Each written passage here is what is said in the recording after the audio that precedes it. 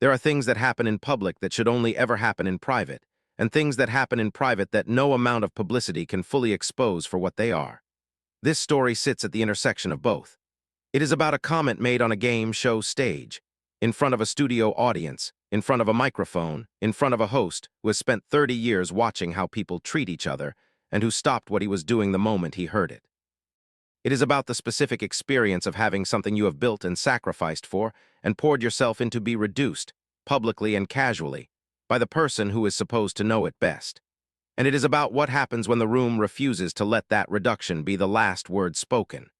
It is about a woman named Patricia and the career she had spent 17 years building and what her husband said about it in front of everyone. And it is about Steve Harvey, who heard what was said and made sure, clearly, directly in front of everyone, that the room understood what it had just witnessed.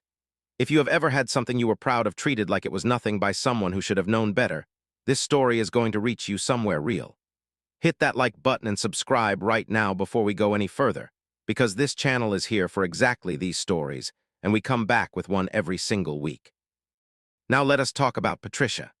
Patricia Coleman was 44 years old when she appeared on Family Feud in the winter of 2024, and she was, by any honest measure, someone who had built something extraordinary through means that looked ordinary from the outside, but were not ordinary at all when you understood what they had cost. She had grown up in Baltimore, the second of 5 children in a household where money was consistently tight, and where the lesson that came through most clearly, not from any single moment but from the accumulated weight of many moments, was that you could not rely on circumstances to provide, you had to build. She had taken that lesson seriously and in an unexpected direction.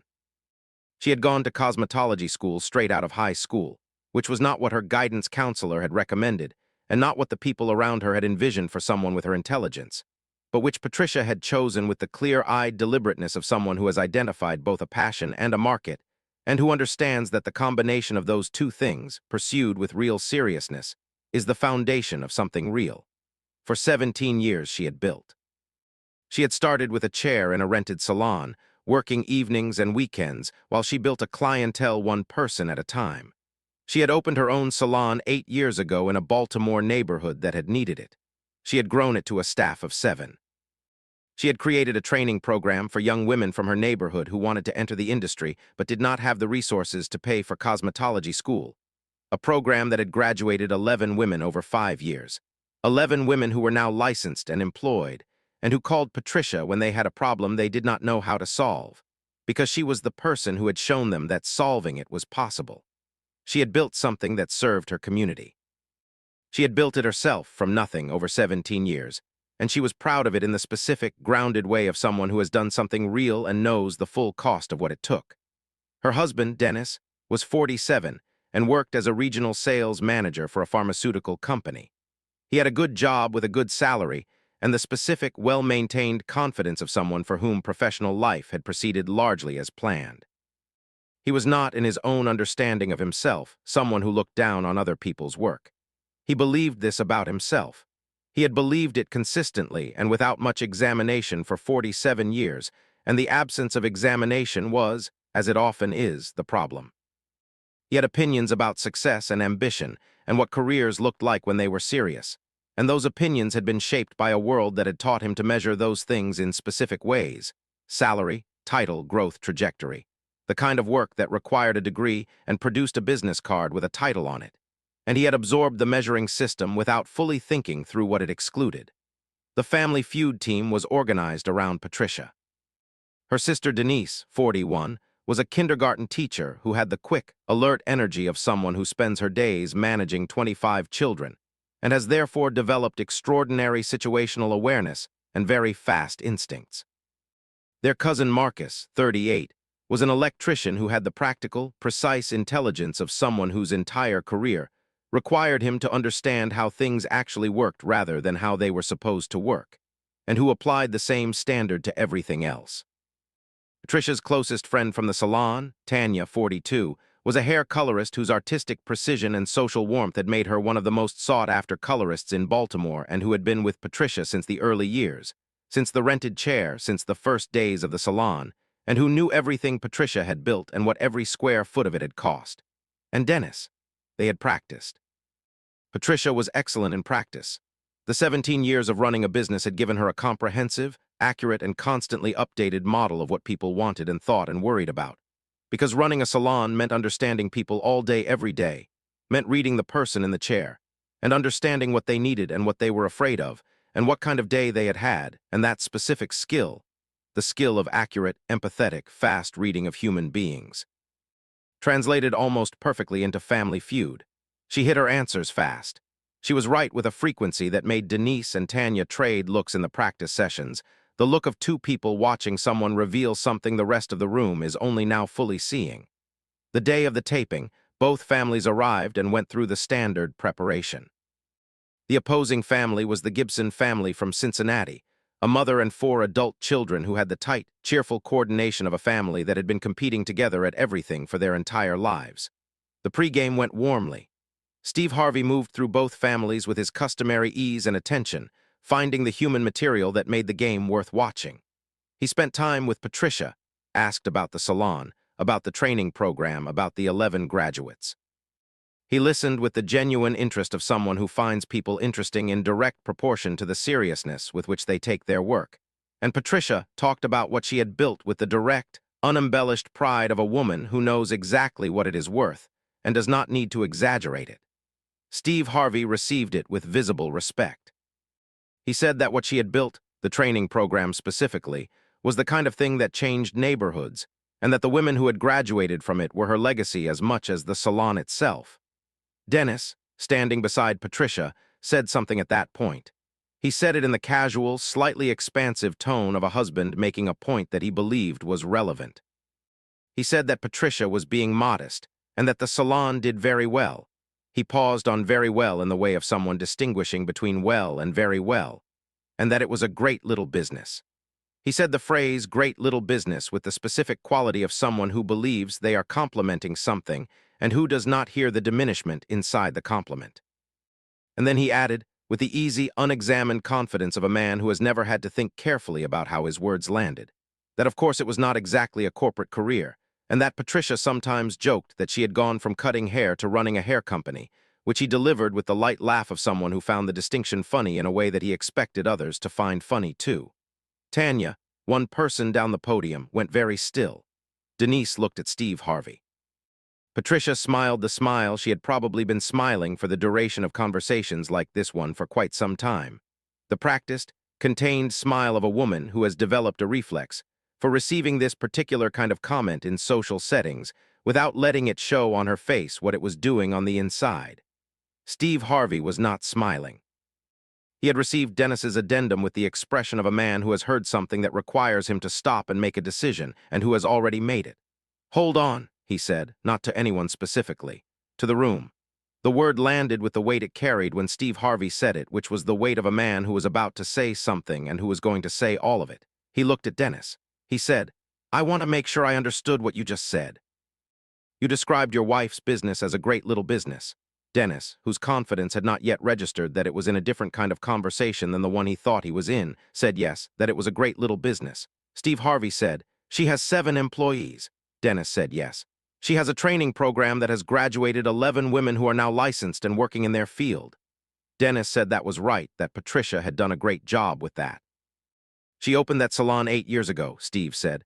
"Before that, she spent 9 years building a clientele from scratch. 17 years, 7 employees, 11 graduates, a program she built herself from nothing in a neighborhood that needed it." He paused. "I want to ask you something. What is little about that?" The studio had gone quiet in the specific way it goes quiet when a room understands that something is happening that is not on the schedule.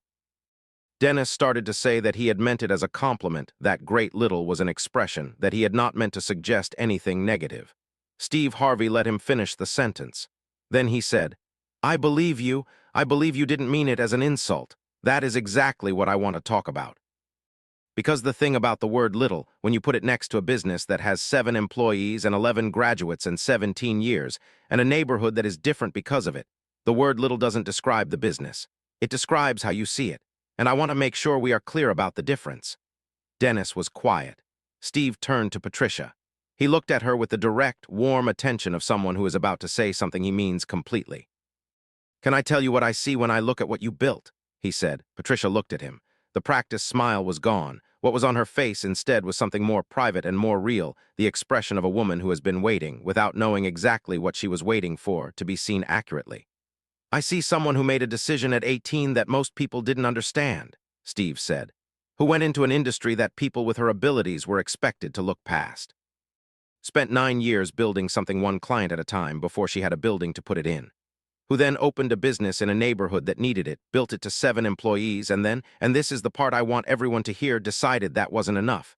Decided to build a program so other women could do what she had done. 11 women, licensed, employed because of her." He looked at the audience. "That is not a little business. That is not a side project. That is a legacy. That is someone who took one skill and one decision at 18 years old and built a career and a community out of it over 17 years, and who is still building." He looked back at Patricia. "That is what I see." The audience responded, not with the reflexive applause of people following a cue, but with the genuine, sustained warmth of people who have been watching something and who are expressing, in the only collective way available to them, that they received it. Dennis was looking at Patricia. His expression had traveled through several states and arrived somewhere that was harder to read than the easy confidence he had walked in with, somewhere that had more open space in it, more unsettled awareness. He said her name. He said, "Patty." Patricia looked at her husband. She looked at him the way a person looks at someone when they are deciding how much of what they are feeling they are going to let show in a room full of strangers and cameras. She held his gaze for one moment. Then she looked at Steve Harvey and said, with the steady, quiet voice of a woman who has absorbed something and is deciding to keep moving, "Thank you. Can we play?" Steve Harvey said. "We can play." He said it with the specific quality of someone who has just watched a person demonstrate something and who is honoring the demonstration by following her lead. He looked at the audience one more time. He said nothing. He did not need to. The room already knew. The Coleman family, which is how they were listed on the production materials, Patricia's last name rather than Dennis's, a fact that Tanya noted afterward with the quiet satisfaction of someone appreciating a detail, played the rest of the game with Patricia at its center in a way that had not been quite as clear in the early rounds. Something had shifted. Not in Patricia's abilities, which had always been there, but in the room's relationship to those abilities, the way a room's understanding of what it is watching shapes what it sees. The audience was watching a woman who had just been seen accurately.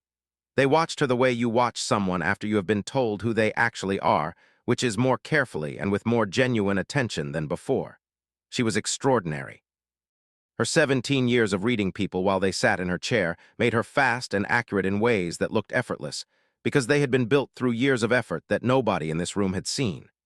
She gave an answer in the second round that hit number 1 by 23 responses, the largest margin of the game, and did not celebrate it elaborately, just received the board's confirmation with the nod of someone who had expected it to be right because she had known it was right.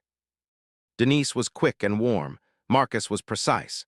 Tanya played with the specific energy of a woman who had been with Patricia since the beginning and who was playing, in some real sense, for both of them. Dennis played. He played with a quieter energy than he had arrived with, and when he gave correct answers, he celebrated them modestly and looked at Patricia rather than at the audience.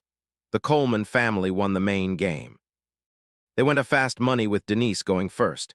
She scored 114 points with the sharp, fast instincts of a kindergarten teacher who reads 25 people simultaneously every day and who had found, in the practice sessions, that the skill transferred completely and without any adjustment required.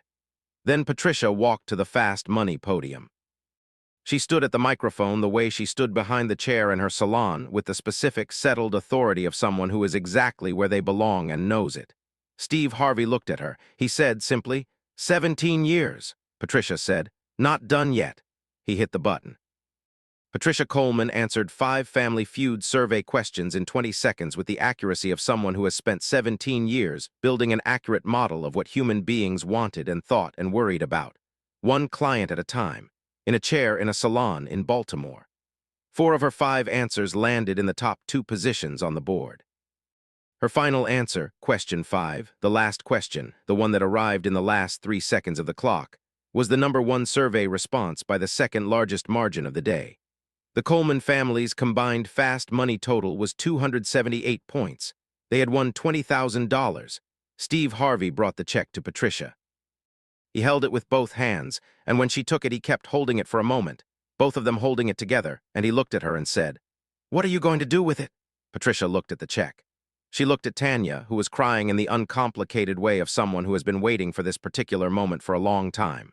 She looked at Denise, who was not crying but whose face was doing the thing that faces do when they are containing something too large for the space. She looked at Dennis, who was looking at her with an expression she would have been unable to fully describe later but that she recognized as something she had not seen from him in a while. She looked back at Steve Harvey. She said, "I'm going to put it toward the training program. There are 2 more women who need to get through school." Steve Harvey said nothing for a moment. Then he said, "There it is." He said it the way a person says something when a sentence has just proved a point that did not need proving, but that the moment required anyway. The episode aired 5 weeks later.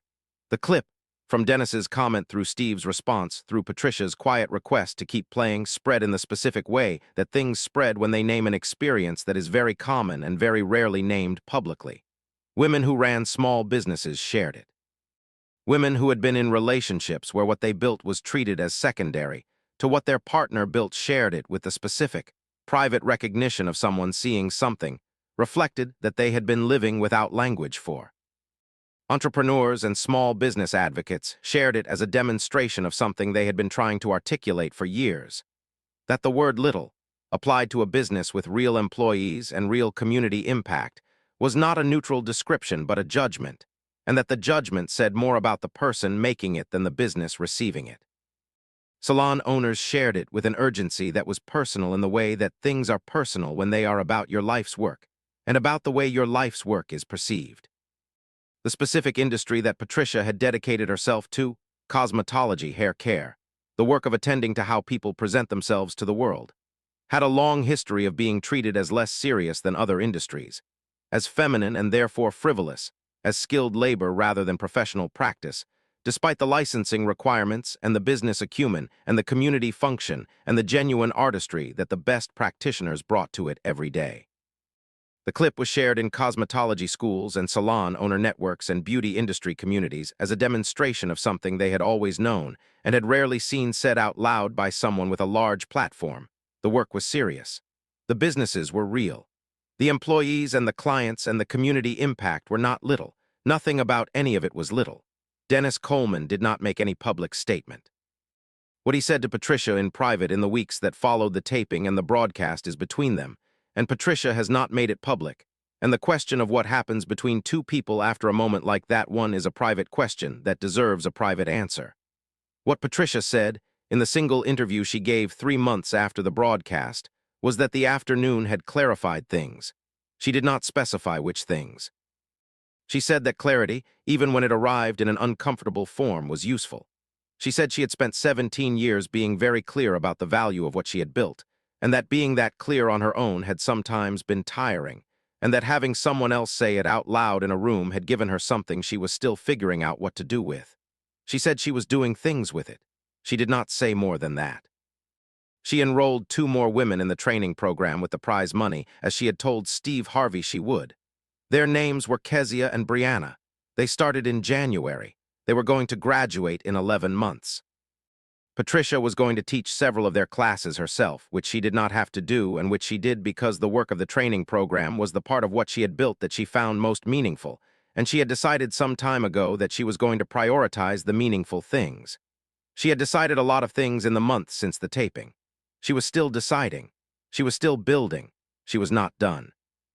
Tanya, who had been with Patricia since the rented chair and who had watched every minute of the taping with the complete, focused attention of someone who knows the full history of what they are witnessing, said one thing in a brief video message she sent to the salon's social media account in the weeks following the broadcast. She said, "Anyone who doubts what Patricia Coleman has built should come to the salon. Come and meet the 7 people who work there. Come and meet the 11 women who graduated from the program. Come and sit in the chair. Come and let her tell you what she sees in you, because Patricia Coleman has been telling people what she sees in them for 17 years and she has always been right. That is the whole business. That is what small looks like." The training program's waiting list in the weeks following the episode's airing grew by 23 names. Women from Baltimore and beyond who had seen the clip and who had decided, watching it, that they wanted to be trained by the woman who had built what Patricia had built and who had carried herself on that stage the way she had. Patricia read every application. She responded to every applicant. She said she did not know yet how she was going to expand to meet the need. but that she was going to figure it out because that was what she had always done, figured out the next thing after the thing before it, one step at a time, over 17 years, building something that the people around her had sometimes looked at and seen as little and that she had always known was not. There is a kind of dismissal that is easy to miss because it arrives in a compliment. It wears the clothing of support. It says great and then says little in the same breath, and considers itself to have been generous. Patricia Coleman had been receiving that dismissal, in various forms, for 17 years, from people who asked if she had considered doing something more with her abilities, from people who said salon owner as if it required a particular effort not to say merely salon owner, from a culture that consistently ranks certain kinds of work above other kinds of work without fully examining why. She had received all of it with the practiced containment of someone who has chosen not to make every dismissal into a confrontation, who has channeled the energy of every small into the next expansion, who has let the work answer the question in the most durable way available to her. 17 years, 7 employees, 11 graduates, 23 women on a waiting list for the next class, $2,000 of prize money going directly back into the program that morning. Steve Harvey said it in front of everyone, not a little business, a legacy, someone who built a career and a community out of one skill and one decision over 17 years and who is still building. Patricia had always known that. She had known it in every expansion, every hire, every graduate, every 5 a.m. morning when she was doing the books and the ordering and the scheduling and the planning that nobody saw because nobody needed to see it to benefit from it. She had known it. She had simply been waiting, again, without knowing exactly what she was waiting for the room to know it too. Now the room knows. If this story reached you, if some part of Patricia's experience is familiar, or if it reminded you of something you have built that deserves more than it has been given, share this today with the person who needs to hear it, or with the person who needs to say it. Leave a comment below and tell us what part of this story stayed with you, because this community reads those comments and they matter and you matter. And if you are not already here with us, subscribe right now because every single week we come back with stories exactly like this one. Stories about the work that gets minimized and the people who keep doing it anyway. Stories about the moment someone says clearly and in front of everyone, that is not little, that is a legacy.